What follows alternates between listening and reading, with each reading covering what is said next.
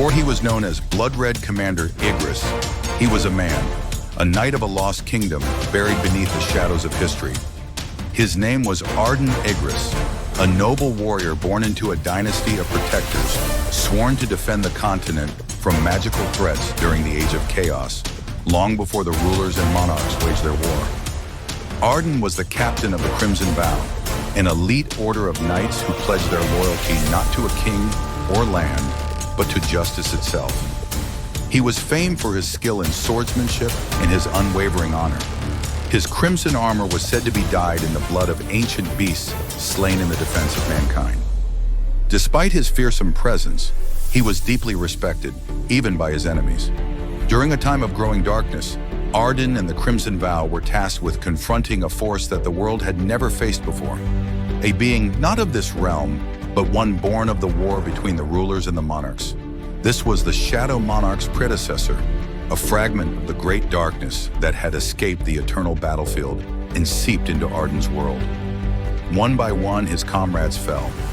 Arden fought like a demon, driven by rage and sorrow.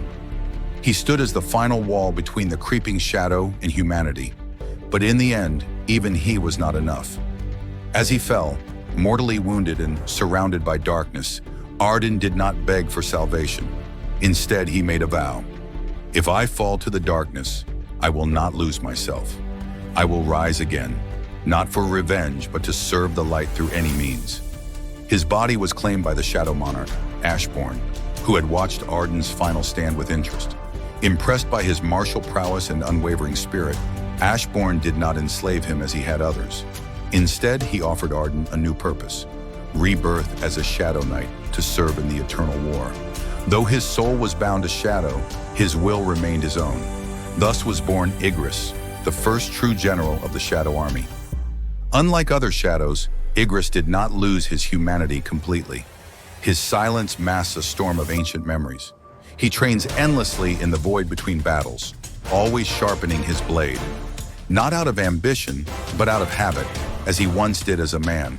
He is loyalty incarnate, answering his liege's call with unmatched precision and resolve.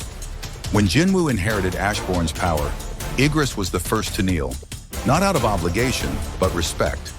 He recognized in Jinwoo the same selfless determination he once bore. To Igris, Jinwoo is not merely a monarch, but a second chance, a reason to fight not just in shadow, but for something real.